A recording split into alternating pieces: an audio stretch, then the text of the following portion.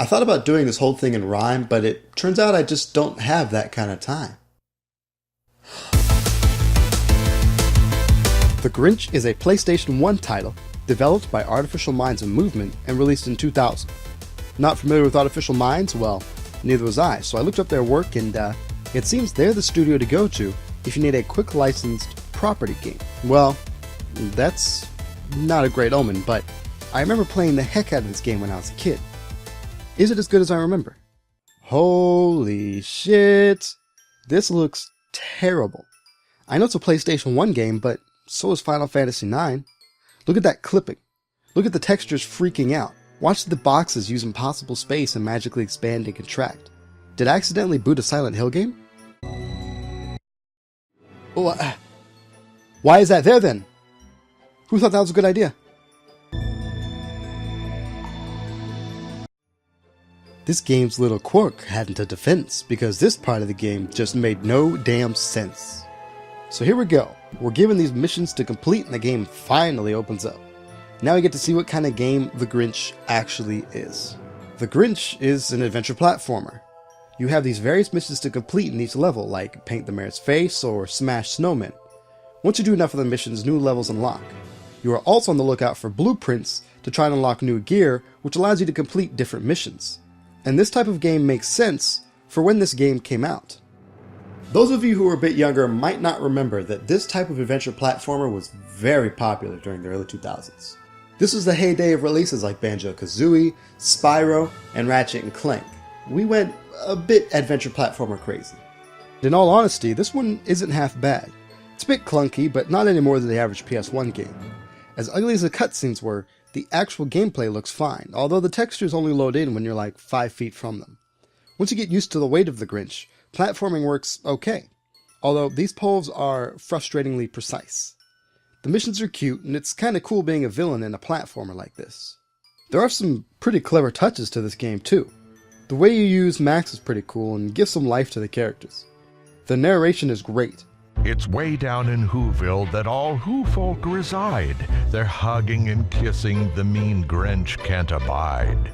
And I like how warm fuzzy things like hugs or music do damage to the Grinch. Oh, and speaking of music,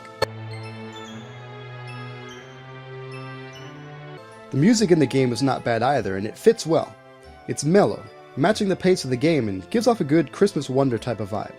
That said, get used to it. Each level has one song that plays for the large majority of it, and there are some funky sounding mixing issues.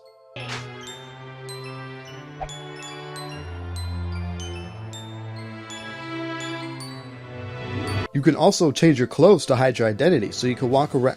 Wait, does that look familiar to you? Turns out this game is a tie-in game for the Jim Carrey Grinch movie that released the same year. Now, until this point, the only clue that I had was that the poster of the mayor in the game vaguely resembled the actor who played the mayor in the movie. See, this game first released on the Dreamcast before the movie came out. This seems to be one of those instances where the developers were given a vague idea of what the movie was going to be, but they had no idea how the picture was actually going to turn out. The Grinch was a tinkerer in the movie and had some contraptions, sure, but he wasn't a full-on master inventor like in the game. They didn't quite capture the full-on cartoon character that Jim Carrey played in the movie either. Rather, they settled on a snarky, jerky kind of Grinch. And in a sense, I like that better. The game can stand by itself. Okay, cool, here we are at the second level, and it's a little bit more of the same. Well, this beam mechanic is pretty cool, but this part right here, though. This part right here, though. Damn it! Okay, so I've done enough to unlock the third level. Let's take a look. This game was fun.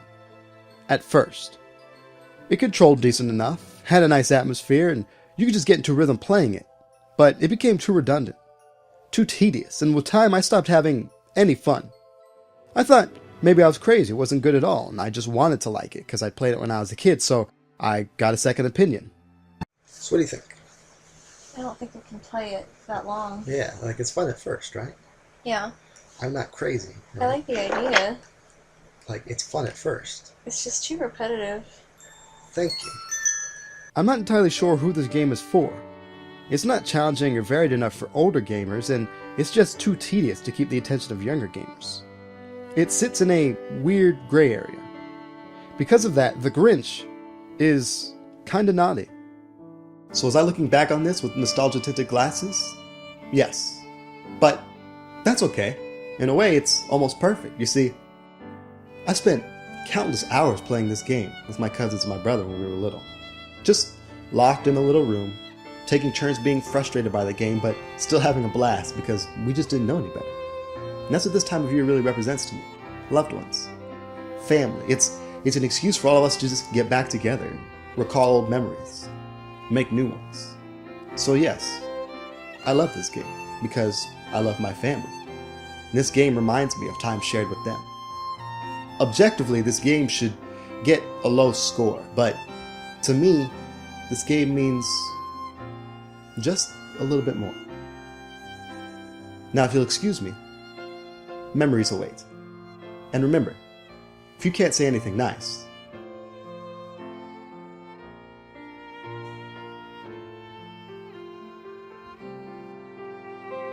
oh, and happy holidays.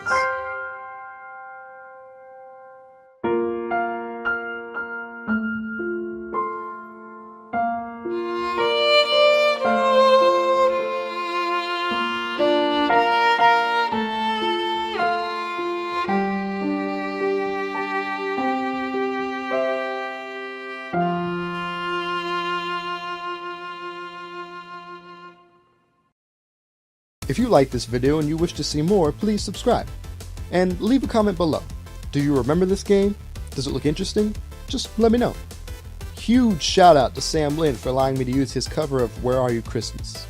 You can see more of him at Sam Lin Music, and seriously guys, go check it out. It's a phenomenal channel, so thank you again Sam.